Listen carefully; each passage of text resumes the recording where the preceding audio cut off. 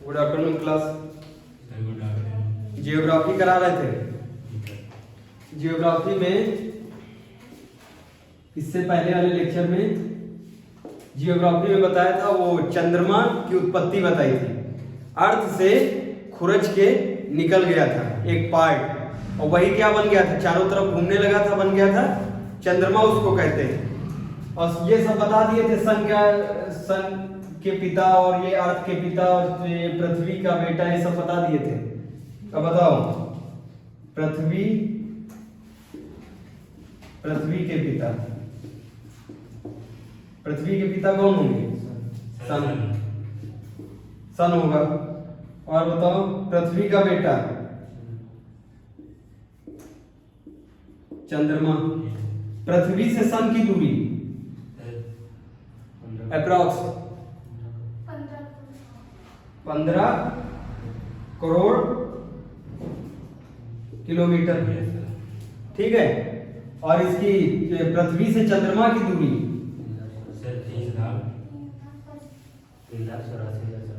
3,84,400 kilometre.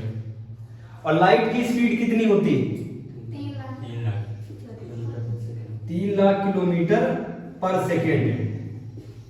तो बताओ, ये चंद्रमा से लाइट पृथ्वी तक दूरी तय करेगी कितने समय में?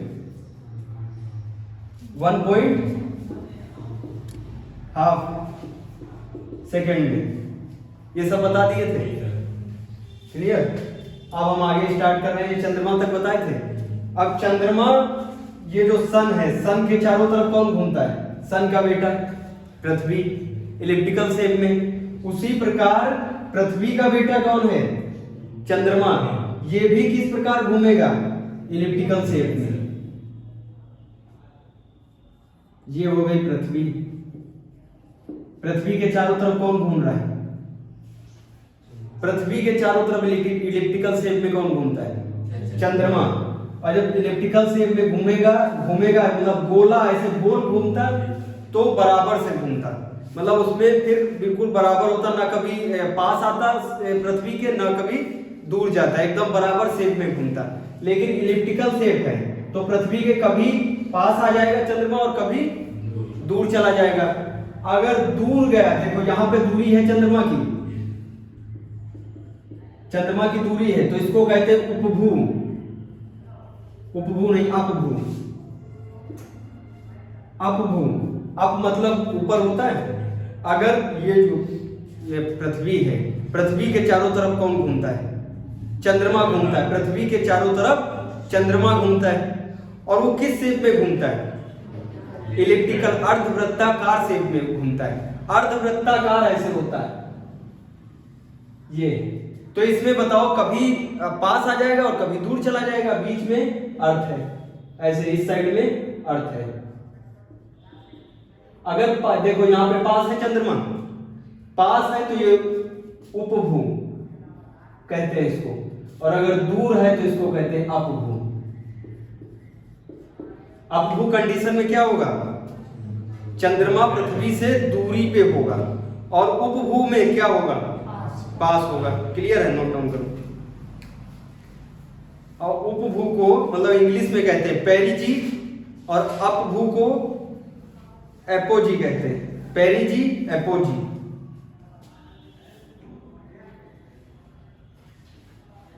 नोट डाउन करो जल्दी जल्दी।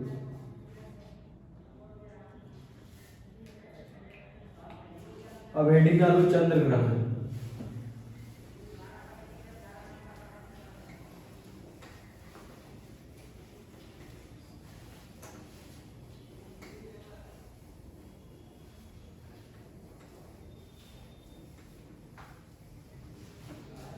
चंद्र ग्रहण।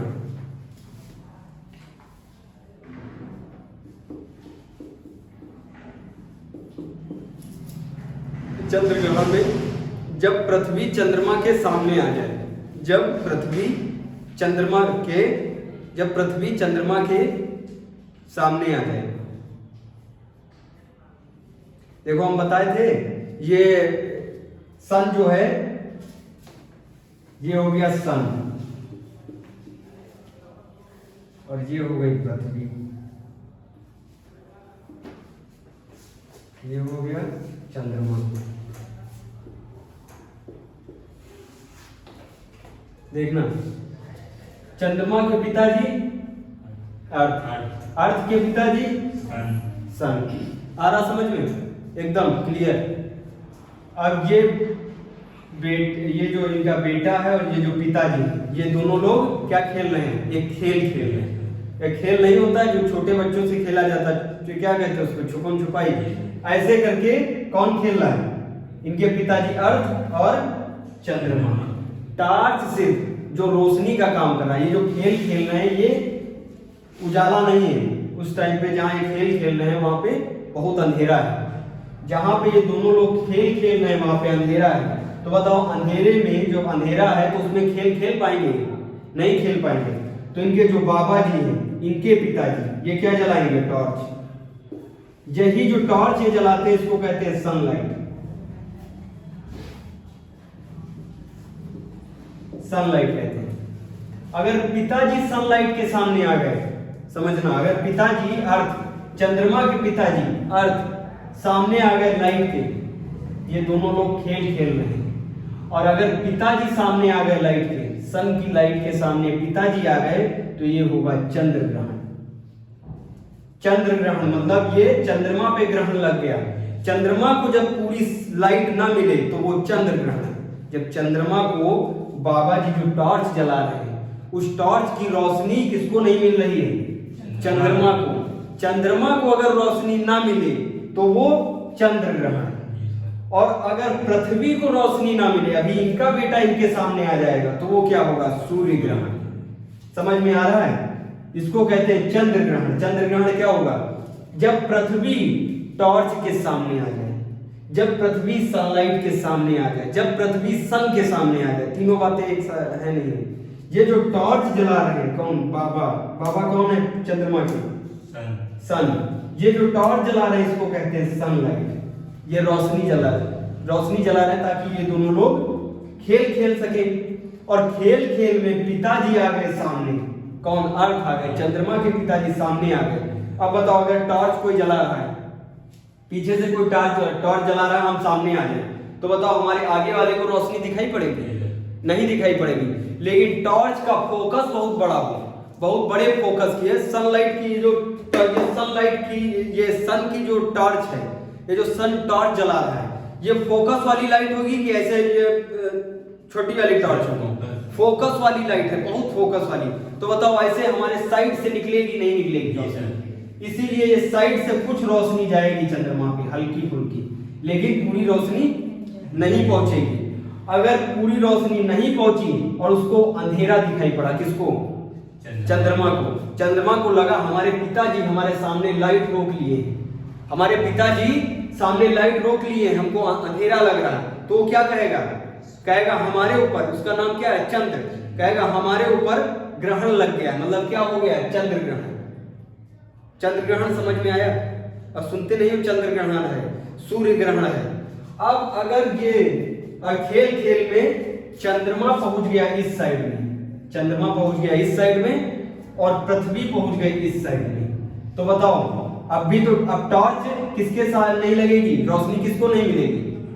अर्थ को रोशनी नहीं मिलेगी। और जब अर्थ को रोशनी नहीं मिलेगी तो वो क्या कहेगा? कि सूर्य ग्रहण है। अब वो अर्थ ग्रहण नहीं कहते, जबकि इसको कहना चाहिए पृथ्वी ग्रहण, लेकिन कहा क्या जाता है? सूर्य ग्रहण। समझ में आ रहा है? अब इसको लिख लिए। चंद्र ग्रहण कब होता है? जब पृथ्वी चंद्रमा के सामने आ जाए, जब पृथ्वी चंद्रमा के सामने आ जाए और चंद्रमा को रोशनी ना मिले सूर्य की, चंद्रमा को रोशनी सूर्य की ना मिले, तो चंद्रमा बताओ चिल्ला के क्या कहेगा? कि हमारे ऊपर चंद्र ग्रहण लग गया है। इसी को कहते हैं चंद्र ग्रहण। अब सूर्य ग्रहण वाला देखो।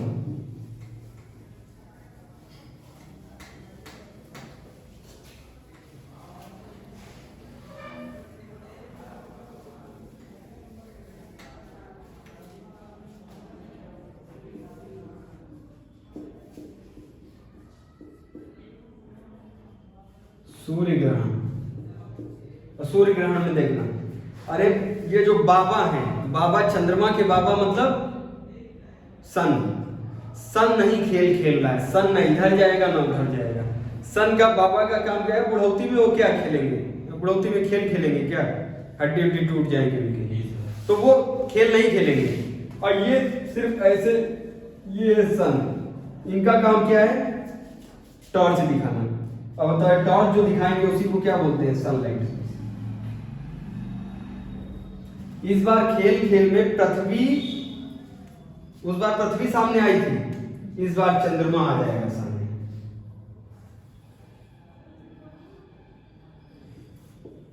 चंद्रमा सामने आ गया और चंद्रमा के पीछे कौन पहुंच गई? पृथ्वी। अब बताओ पृथ्वी क्या कहेगी कि तुम हमारे सामने आ गए, हमको नहीं रोशनी लग रही। किससे कहेगी? चंद्रमा से, कि तुम हमारे सामने आ गए, हमारे रोशनी नहीं लग रही। मतलब क्या हो गया है? अपना नाम नहीं देगा ये, क्योंकि पिताजी है ना, बाप होता है, तो ये अपना नाम नहीं देंगे कि हमारे ऊपर पृथ्वी ग्रहण नहीं कहते, ये कहते हैं अपने पिताजी का नाम लगा देते हैं, कहते हैं उनके ऊपर ग्रहण लगना है। क्या है? सूर्य ग्रहण।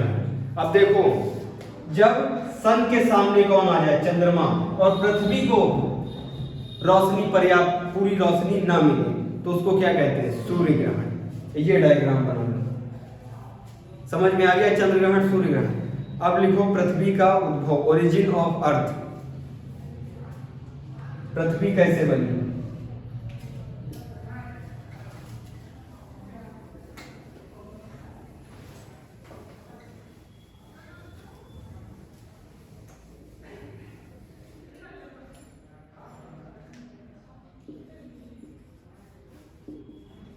पृथ्वी का उद्भव, ओरिजिन ऑफ अर्थ। अर्थ की उत्पत्ति देखना है। किसकी उत्पत्ति देखने जा रहे हैं? अर्थ। अब बताओ, अर्थ भी एक ग्रह है नहीं है? अर्थ भी तो ग्रह है, तो ग्रहों की उत्पत्ति कैसे हुई थी? ग्रहों की उत्पत्ति बताए थे, जैसे वो ग्रहों की उत्पत्ति हुई थी वही सेम अप्लाई होगा। ये भी तो एक ग्रह है नहीं? सन के चारों तरफ, जब सन बना, सन के चारों तरफ छोटे छोटे पत्थर, गैसे है ना, धूल कण, ये सब चारों तरफ उसके घूम रहे थे। और ये जो छोटे छोटे पत्थर हैं, धूल कण हैं, ये आपस में कोहेशन हो जाएगा। कोहेशन मतलब आपस में चिपक जाना। ये जब आपस में चिपक जाएंगे तब उत्पत्ति किसकी होगी? ग्रहों की। उसी ग्रहों में एक है अपनी पृथ्वी है, तो पृथ्वी की भी तो उत्पत्ति वैसे ही होगी। इसी प्रकार पृथ्वी की उत्पत्ति, हेडिंग डालो, ओरिजिन ऑफ अर्थ, गैसों और धूल कणों के लगातार कोहेशन से।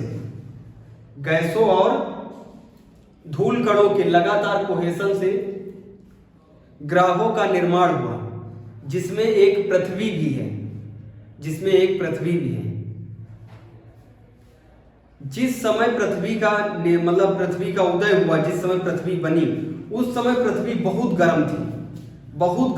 पृथ्वी बहुत हॉट स्टेज में थी और एकदम विरल थी। आज जैसे देखते हो पानी और ये सब पेड़ पौधे ये सब तब नहीं थे। गर्म चट्टान थी एकदम, और वीरान थी। इसमें सबसे ज्यादा उस टाइम कौन सी गैस प्रेजेंट होगी? फिर से समझाते हैं, देख लो। ये सन है, ठीक है। सन के चारों तरफ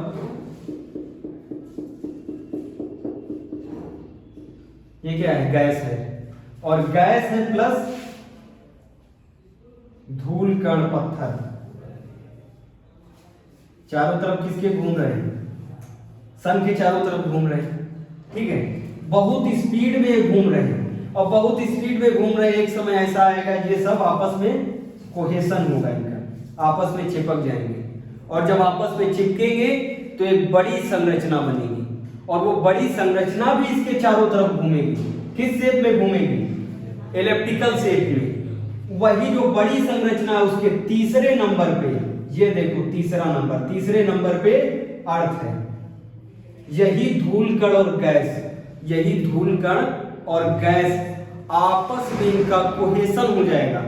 आपस में कोहेशन मतलब आपस में चिपक जाएंगे। कौन? धूल कण और गैस। उससे 8 ग्रह बनेंगे, 8 ग्रह। तीसरे नंबर पे है पृथ्वी। पृथ्वी का निर्माण कैसे हुआ? लगातार घूमने से धूल कण लगातार स्पीड में घूम रहे थे, किसके? सन के चारों तरफ। धूल कण प्लस गैस लगातार घूम रहे थे, किसके तरफ? किसके चारों तरफ? सन के चारों तरफ। लगातार घूमते घूमते एक बार ये आपस में चिपक जाएंगे और ग्रहों का निर्माण होगा, जिसमें 8 ग्रह बनेंगे और 8 ग्रह में 8 नंबर बनेंगे। 8 नंबर में तीसरे नंबर पे है अर्थ। तो बताओ, अर्थ की उत्पत्ति समझ में आ रही है? जब अर्थ की उत्पत्ति हुई उस टाइम ये एकदम वीरान थी, कोई पेड़ पौधा नहीं, कोई पानी नहीं। जो चट्टानें थी वो बहुत गर्म चट्टानें थी, क्योंकि इनका जहां से निर्माण हो रहा है वो बताओ सन बहुत गर्म है नहीं, और जहां से निर्माण हो रहा है जब उसका टेम्परेचर इतना ज्यादा है तो इनका भी टेम्परेचर होगा ज्यादा नहीं। ये जब स्टार्टिंग इसका निर्माण हुआ था, अर्थ का जब निर्माण हुआ था, ध्यान दो, तब ये मॉल्टेन स्टेज में था। मॉल्टेन स्टेज समझते हो? अरे जैसे जेली होता है, जैसे कोई खखार के थूक देता है, वो मॉल्टेन स्टेज होता है, सेमी सॉलिड। धीरे धीरे ये सॉलिड की तरफ परिवर्तन होगा, किसका? अर्थ का। सॉलिड स्टेट में आएगा। समझ में आ रहा? स्टार्टिंग में ये कैसा था? मॉल्टेन स्टेज में। जब ये सॉलिड हुआ स्टार्टिंग में, तब भी एकदम वीरान था, पानी नहीं था, पेड़ नहीं थे, कोई जीव नहीं था, कुछ नहीं था अर्थ पे। अब धीरे धीरे देखना इसका इवोल्यूशन, देखो कैसे कैसे इसका निर्माण होगा। स्टार्टिंग में हाइड्रोजन गैस और हीलियम गैस सबसे ज्यादा थी। क्लियर है? कौन सी गैस है? दो सबसे ज्यादा थी, हाइड्रोजन और हीलियम गैस सबसे ज्यादा थी। जब स्टार्टिंग में ये बना तो एकदम वीरान था, गर्म चट्टानें थी और इसका टेम्परेचर बहुत ज्यादा था, बहुत ज्यादा टेम्परेचर था, वीरान था। सबसे ज्यादा अधिकता गैसों में हाइड्रोजन और हीलियम की थी। इतना क्लियर हुआ? वायुमंडल जैसे आज का वायुमंडल है उस टाइप का वायुमंडल उस टाइम नहीं था। सबसे ज्यादा गैस जो प्रेजेंट थी वो हाइड्रोजन हीलियम थी। बाद में कुछ समय के बाद, 1-2 लाख साल के बाद और गैसों का निर्माण होगा इसमें। और जब जैसे जैसे ठंडी होगी, तुम बताओ, अच्छा कोई लोहा है उसको बहुत ज्यादा गर्म कर दो और जब वो गर्म बहुत ज्यादा हो जाए, एकदम लाल हो जाए लोहा, और उसको आग से हटाओ तो उसमें से गैस निकलेगी नहीं निकलेगी? वो जो गैस निकली वो थी कार्बन डाइऑक्साइड और जलवाष्प। कार्बन डाइऑक्साइड, जलवाष्प, नाइट्रोजन। सबसे पहले कौन सी दो गैसें थी? बिल्कुल सिंपल समझते हो। पहले दो थी, हाइड्रोजन, हीलियम, सबसे पहले। फिर जैसे जैसे अर्थ ठंडी हुई तो और गैसें इसमें से निकली। कौन कौन सी? प्लस करो, carbon dioxide, water vapour, nitrogen. इस टाइम मतलब सबसे ज्यादा अगर गैसों में किसी का परसेंटेज है तो वो है नाइट्रोजन। Nitrogen, water vapour. अब ये इतनी गैसें आई समझ में? मीथेन लिख लो, मीथेन। इतनी गैसें लिखी। जब इसकी स्टेज सॉलिड में आएगी तो इसका ग्रेविटेशनल फोर्स बहुत ज्यादा हो जाएगा। ग्रेविटेशनल फोर्स वो होता है जो अपनी तरफ चुंबक जैसा वो काम करता है। ये जैसे मार्कर है, अभी नीचे डाल दें तो ये नीचे ही क्यों जाता है, ऊपर क्यों नहीं जाता? क्योंकि यहाँ पे ग्रेविटेशनल फोर्स अप्लाई होती है, इसलिए मार्कर नीचे ही जाता है। तो बताओ, इसमें से जो वजन गैस होगी, ध्यान देना, जो वजन गैस होगी उसको ग्रेविटेशनल फोर्स नीचे खींचेगी। जो वजन गैस होगी उसको ग्रेविटेशनल फोर्स नीचे खींचेगी और जो हल्की होगी वो ऊपर जाएगी। समझ में आ रहा? हाइड्रोजन, हीलियम हल्की गैस है तो ये ऊपर चली जाएगी। कार्बन डाइऑक्साइड और ये जो है वाटर वेपर भी वजन है, ठीक है। Carbon dioxide, water vapour, nitrogen, ये सब वजन है, मीथेन, तो ये नीचे आ जाएंगे और इनकी एक लेयर बन जाएगी, ऐसे ऐसे लेयर बन जाएगी। इन गैसों की लेयर को एटमॉस्फेयर कहते हैं। क्लियर हुआ? इन गैसों की लेयर को वायुमंडल कहते हैं। अब वायुमंडल आया कैसे? वायुमंडल की उत्पत्ति हुई सबसे पहले, अगर वायु तुमको पूछी जाए कौन सी गैसें थी, हाइड्रोजन और हीलियम थी। धीरे धीरे अर्थ जब ठंडी हुई तो उसमें से और गैसें निकली, जिसमें अधिकता सबसे ज्यादा किसकी थी? कार्बन डाइऑक्साइड निकली ज्यादा मात्रा में, और नाइट्रोजन निकली, वाटर वेपर निकला, मीथेन निकली। ये आए समझ में? इन्हीं सब की मतलब ये सघन होते गए और ज्यादा सघन होते गए, और इन्हीं सघनता को क्या कहने लगे? वायुमंडल। क्लियर हुआ? वायुमंडल का निर्माण कैसे हुआ? लगातार ज्वालामुखी का जो विस्फोट होगा उससे जलवाष्प की मात्रा और बढ़ेगी। लगातार ज्वालामुखी जब का जो विस्फोट होगा, ज्वालामुखी समझ लो, नीचे से उद्गार नुमा निकलता है और उसका टेम्परेचर बहुत ज्यादा होता है, वो होता है ज्वालामुखी। अभी आगे पढ़ाएंगे जब इंटरनल स्ट्रक्चर ऑफ अर्थ पढ़ाएंगे, उसमें ज्वालामुखी का काम। ठीक है? जलवाष्प सबसे जलवाष्प निकला, सबसे ज्यादा जलवाष्प निकला। जलवाष्प डाला। अब ये जो जलवाष्प है इसी को इंग्लिश में क्या कहते हैं? Water vapour. और ये वाटर वेपर समझते हो? अरे तुम कुछ पानी जैसे बॉयल हो रहा है, पानी खौल रहा है, तो उसके ऊपर ऐसे हाथ रखोगे, पानी के ऊपर हाथ रखोगे तो तुमको एक पानी जैसा लगेगा, हाथ में पानी जैसा आ जाएगा, उसी को कहते हैं वाटर वेपर, जलवाष्प, भाप। और ये भाप निकली ऊपर की तरफ, भाप गई, और उसके बाद जब ऊपर जाएंगे तो अर्थ में जैसे जैसे ऊपर जाओगे क्षोभ मंडल में, अरे क्षोभ मंडल ना समझ में आए तो ये समझ लो 13 किलोमीटर तक ऊपर हम अगर जाएंगे अपनी सतह से, जहां पे हम खड़े हैं, यहां से 13 किलोमीटर ऊपर जाएंगे तो टेम्परेचर घटेगा। ऊपर की तरफ जाएंगे 13 किलोमीटर तक तो टेम्परेचर घटेगा। अब बताओ, अगर टेम्परेचर घटेगा तो ये जो वाटर वेपर है, ये वाटर वेपर, ये पानी बन जाएगा नहीं बन जाएगा? भाई कोई भाप को तुम फ्रिज में लेके ऐसे हाथ लगाओ भाप में, और ये हाथ फ्रिज में लगा दो, तो बताओ ये बिल्कुल पानी जैसा निकलेगा? हाथ में नहीं निकलेगा। तो ये वाटर ड्रॉपलेट्स बन जाएंगे, वाटर ड्रॉपलेट्स।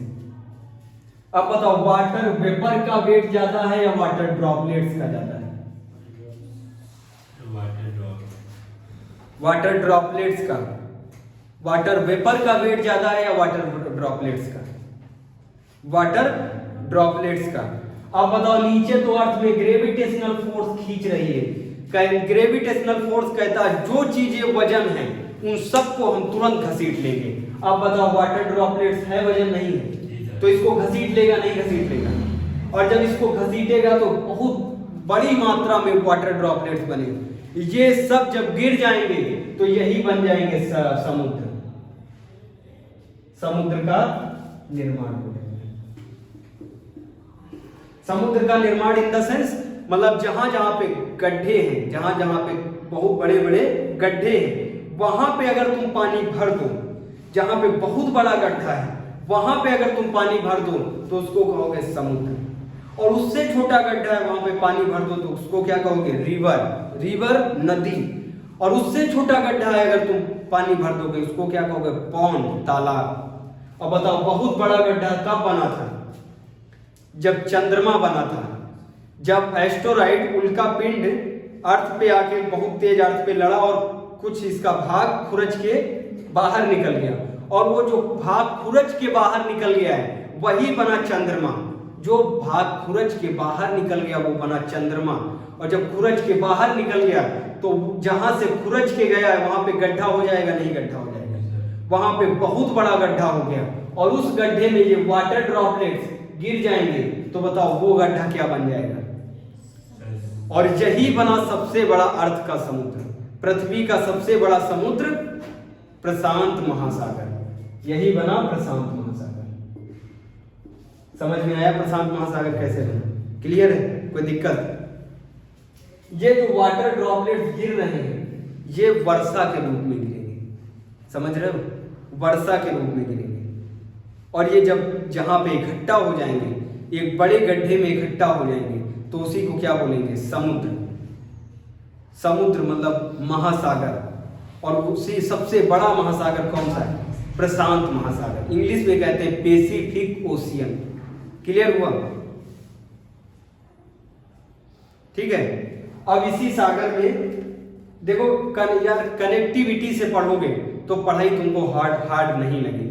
ऐसे उड़ी उड़ान वाली पढ़ाई पढ़ोगे, इधर पढ़ लिए उधर निकल गए, इधर उधर, कनेक्टिविटी से पढ़ो। तो सागर बने तो सागर में लाइफ जीवन पानी में ही उत्पन्न हो सकता है, क्योंकि पानी को यूनिवर्सल सॉल्वेंट बोलते हैं। पानी को कोई भी चीज है, कोई भी सॉल्यूट है, वो क्रिया तभी करेगा, अधिक क्रिया तब करेगा जब उसको पानी मिलेगा। अब बताओ जब पानी आ गया तो ये जो मॉलिक्यूल है, इनऑर्गेनिक मॉलिक्यूल, वो क्रिया करके जीवन का निर्माण करेंगे। अब आ जाएगा जीवन। अब बताओ क्या क्या बन गया? स्थल मंडल तो हम समझ गए, अर्थ बना तो स्थल मंडल बना। भाई अर्थ बना तो स्थल मंडल बना, उसमें वायु बनी तो क्या बना? वायुमंडल बना। और जब पानी बना तो क्या बना? जल मंडल बना। अब बताओ जब तीन चीजें मिल जाएं, स्थल मंडल, जल मंडल, वायुमंडल, तो बीच में बनेगा क्या? जीव मंडल। उसी को कहते हैं इकोलॉजी। अच्छा इकोलॉजी पढ़ेंगे तो उसमें पूरा क्या पढ़ना है? जीव मंडल। अब बताओ तीनों चीजें बन रही नहीं बन रही? हमने कहा भैया अर्थ बनी, अर्थ बनी मतलब स्थल मंडल बना। और स्थल मंडल जब ठंडा हुआ, धीरे धीरे स्थल मंडल ठंडा हुआ तो उसमें से गैसें निकली। सबसे पहले जो गैस वो स्थल लेके आया था वो थी हाइड्रोजन, हीलियम। बाद में जो उसके ठंडे होने से बनी वो कौन कौन सी है? Carbon dioxide, water vapour, methane, nitrogen. Clear हुआ? अब इन गैसों की पट्टी बहुत सघन पट्टी हो जाए, बहुत सघनता हो जाए गैसों में, तो उसी को हमने बोल दिया वायुमंडल। स्थल मंडल कंप्लीट, वायुमंडल। और वायुमंडल में जो वाटर वेपर है, वायुमंडल में जो वाटर वेपर है यही क्या बन जाएगा? Water droplets. वाटर ड्रॉपलेट्स मतलब पानी की बूंदे। और ये पानी की बूंदे जब बारिश होगी, जब ये पानी की बूंदे बारिश होगी, नीचे गिरेगी बूंदे। ये बूंदे किस लिए नीचे गिरी, कैसे नीचे गिरेंगी? ग्रेविटेशनल फोर्स इनको नीचे घसीट लेगा और ये जब बड़ी मात्रा में नीचे गिरेंगी और वहीं पे बहुत बड़ा एक खड्डा है और उस खड्डे में पानी भर गया और वो सबसे बड़े अर्थ के खड्डे को कहते हैं पैसिफिक ओशियन। अर्थ का सबसे बड़ा खड्डा, अगर पैसिफिक प्रशांत महासागर से सारा पानी हटा दो तो उसको क्या कहोगे? अर्थ का सबसे बड़ा गड्ढा कहते हैं। खड्डा बहुत बड़ा है और उसमें अगर पानी भर दिए तो वो क्या बन गया? महासागर। अब बताओ अर्थ का सबसे बड़ा महासागर कौन सा हुआ? प्रशांत महासागर हुआ। तो मतलब जल मंडल बन गया नहीं बन गया? और अगर ये तीनों मंडल बन जाए, अगर स्थल मंडल है और वायुमंडल है, जल मंडल है, तो 100% जीव मंडल बनेगा। तो अब बन जाएगा क्या? जीव मंडल। यहां तक क्लियर हुआ? एकदम नोट डाउन करते जाओ। 150 करोड़ साल पहले क्या बना था? महासागर। 150 साल पहले, 150 बोले 350 करोड़ साल पहले। ये डाटा नहीं याद रहे तुमको, करोड़ साल पहले एग्जाम में नहीं पूछेगा, हम नॉलेज के लिए बता देते हैं। बताओ ओरिजिन ऑफ अर्थ समझ में आया? अरे भैया बहुत सिंपल है, एकदम सिस्टमैटिक ढंग से बता रहे हैं, एकदम सिंपल तरीके से। भैया ग्रहों की उत्पत्ति हुई सन के चारों तरफ सॉलिड पार्टिकल, सन के चारों तरफ ईटा गुम्मा, जो तुमको समझ में आए, जो भाषा तुम्हारी समझ में आए, सॉलिड पार्टिकल तुम समझ सकते हो। गैस समझते हो? सॉलिड पार्टिकल और गैस दोनों सन के तरफ ग्राउंड कर रहे थे, दोनों घूम रहे थे और बहुत स्पीड में घूम रहे थे, तो ये आपस में चिपक जाएंगे और आपस में चिपकने को जियोग्राफी में कहते हैं कोहेशन। इनमें जब कोहेशन एग्जाम में पूछा जाता है, ठीक है, क्या कहेंगे, कोहेशन, कोहेशन जब हो जाएगा तो 8 ग्रह बनेंगे। 8 नंबर में तीसरे नंबर पे अपना ग्रह है, जिसको क्या कहते हैं, पृथ्वी। पृथ्वी जब बना तो बहुत गर्म था, ये एकदम जैसे स्टोरी सुनी जाती है उस प्रकार से याद रखो। पृथ्वी जब बना बहुत गर्म था, यहाँ पे 2 गैसों की अधिकता थी सबसे स्टार्टिंग में, कौन कौन सी, हाइड्रोजन और हीलियम। लेकिन जब पृथ्वी ठंडी हुई तो इसमें ग्रेविटेशनल फोर्स ज्यादा हुआ। जब ये धीरे धीरे ठंडी होगी तो ग्रेविटेशनल फोर्स ज्यादा होगा, और जो गैस जब ठंडी, अरे कोई चीज, लोहा है, लोहा को जो लोहार होते हैं, लोहे को गर्म कर देते, एकदम लाल कर देते, और जब उसको आग से बाहर निकालते तो उसमें से देखा धुआं निकलता है ना। वो धुआं जो निकला अर्थ से, उसी को कहेंगे कार्बन डाइऑक्साइड, नाइट्रोजन। वो जो धुआं निकल रहा है वो गैस निकल रही है, वो जो धुआं है वो गैस है। वो क्या है, कार्बन डाइऑक्साइड, नाइट्रोजन, मीथेन और नाइट्रोजन अमोनिया, ठीक है। ये इतनी गैसें निकली और ये गैसें बहुत भारी मात्रा में निकली, और भारी मात्रा में अर्थ से निकल के वहीं पे सेटल हो गई, उसके ऊपर ही एक अपना कवर बना लिया। अर्थ का कवर जो बन गया है गैसों का, उसको क्या कहते हैं, वायुमंडल। कितना सिंपल है, उसको क्या बोले, वायुमंडल। और वायुमंडल में सबसे ज्यादा जिस गैस की अधिकता है उसको कहते हैं नाइट्रोजन। 78% नाइट्रोजन है, 21% ऑक्सीजन है, 21% अपने वायुमंडल में ऑक्सीजन है। अरे ये तो मतलब मोटा मोटा डाटा तो हमेशा याद रखना चाहिए। 0.04% कार्बन डाइऑक्साइड है, और ये तुमको नीचे ही मिल जाएंगे, यहीं पे जहां पे हम पढ़ा रहे हैं, यहीं पे हमारी नाक के पास क्या है, ये रेशियो हमारी नाक के पास है। अब जब हम नाक से सांस लेंगे तो बताओ 78% क्या जाएगा, नाइट्रोजन, 21% क्या जाएगा, ऑक्सीजन, 0.04% क्या जाएगा, कार्बन डाइऑक्साइड। सब कहते हैं हम ऑक्सीजन लेते हैं, प्योर ऑक्सीजन नहीं ले सकते हो। प्योर ऑक्सीजन का एटॉमिक मास होता है, वजन होती है, और उसका एटॉमिक मास ज्यादा होता है। प्योर ऑक्सीजन का एटॉमिक मास ज्यादा होता है। प्योर ऑक्सीजन अगर तुमने ले ली तो तुम्हारा जो फेफड़ा है फट जाएगा, एल्वियोलस जो है ये फट जाएगा। इसीलिए प्योर ऑक्सीजन भगवान, और वहीं पे जहां ऑक्सीजन था वहीं पे और गैसों को बिठा दिया। अरे भैया तुम प्योर दूध पी पाओगे, भैंस हो और भैंस या गाय, प्योर दूध निकालो, प्योर दूध पियोगे तो तुम्हारा पेट खराब हो जाएगा। इसीलिए उसको क्या करते हैं, जो दुल्हा होते हैं, जो दूध वगैरह देते हैं, और वो क्या करते हैं, उसमें पानी मिला देते हैं। पानी मिला देते हैं तो उसको क्या, छिछला कर देते हैं उसको। आप बताओ छिछला करने का काम कौन कर रहा है? अरे ये जो ऑक्सीजन है बहुत खतरनाक है। ऑक्सीजन 21% है। ये ऑक्सीजन, सिर्फ ऑक्सीजन अगर हमको तुम ऐसे ऑक्सीजन ही ऑक्सीजन डाल दो तो हम मर जाएंगे। अगर कोई सिर्फ ऑक्सीजन ले ले तो वो मर जाएगा। इसीलिए भगवान इसको छिछला कर दिए ऑक्सीजन को। इसमें क्या मिला दिए, इसमें मिला दिए 78% नाइट्रोजन और 0.04% क्या मिला है, कार्बन डाइऑक्साइड। अब बताओ ये छिछला हो गया नहीं हो गया? अब ये हो गई हल्की, अरे हल्की हो गई आराम से, ठीक है, इनहेल कर लिए। और एक्सहेल जब करेंगे, इनहेल का मतलब अंदर गैस को लेना और एक्सहेल का मतलब गैस को बाहर छोड़ना। और जब बाहर छोड़ते हैं तो इससे हमारी कोई दोस्ती नहीं है नाइट्रोजन से, इसको हम पूरा 78% छोड़ देते हैं। ऑक्सीजन को, ऑक्सीजन का काम है,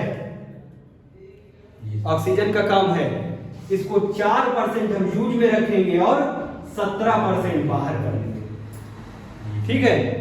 और कार्बन डाइऑक्साइड हम जितनी लिए उससे ज्यादा छोड़ेंगे कार्बन डाइऑक्साइड, क्योंकि हमारा पूरा शरीर कार्बन का बना है और कार्बन हम लगातार हमको एक्सहेल करना पड़ता है, बाहर निकालना पड़ता है। इसीलिए कार्बन का रेशियो देखो कितना है, 4। लेते 0.04% लेकिन छोड़ते कितना है, 4%। लिए नाइट्रोजन 78% तुरंत छोड़ दिए बाहर। और ये नाइट्रोजन 78% इसलिए भगवान हमको दिए हैं उसके साथ, ताकि हमारे एल्वियोलस फट ना जाए। क्योंकि ये जो ऑक्सीजन है ये वजन होती है। अब बताओ, ये वायुमंडल बन गया, वायुमंडल, वायुमंडल, स्थल मंडल और जल मंडल। देखना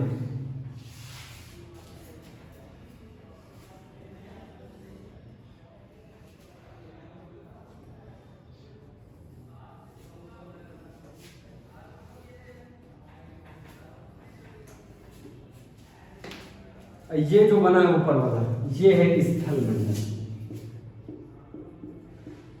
स्थल मंडल, ठीक है।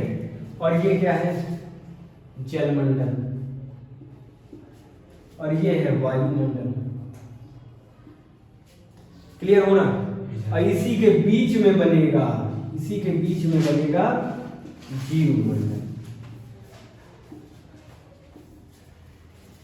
जीव मंडल में, जीव मतलब जो लिविंग थिंग्स हैं, लिविंग थिंग्स वो जीव है, जिनके अंदर जान है वो जीव है। अब बताओ ये किसके किसके बीच में बन रहे हैं? जल मंडल, स्थल मंडल, वायुमंडल के बीच में क्या बन रहा है? जैव मंडल। जैव मंडल की उत्पत्ति कहां पे होगी? जीवन कहां पे बनेगा? स्थल, वायु या जल? तीनों के मिलने से बनेगा जीवन।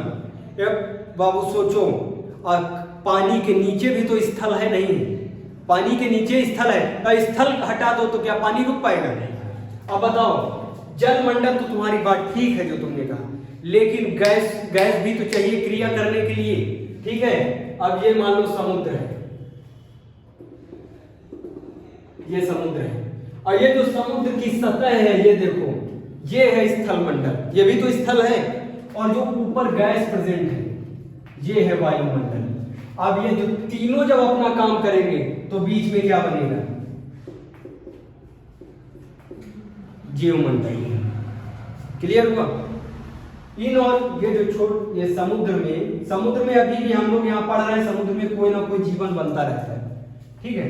अब यहाँ पे क्रिया होगी मॉलिक्यूल की, ये छोटे छोटे इनऑर्गेनिक मॉलिक्यूल आपस में चिपकेंगे और आपस में चिपक के एक बड़ा मॉलिक्यूल बनाएंगे, और ये बड़ा मॉलिक्यूल समुद्र में बनेगा। यही जीवन की शुरुआती अवस्था होगी। ये बनेगा ब्लू ग्रीन अलगी, ब्लू ग्रीन अलगी, नीली हरी शैवाल, नीली हरी शैवाल बनेगा। नीली हरी शैवाल ऑक्सीजन को एमिट करेगा, ऑक्सीजन को एमिट करेगा। क्लियर हुआ?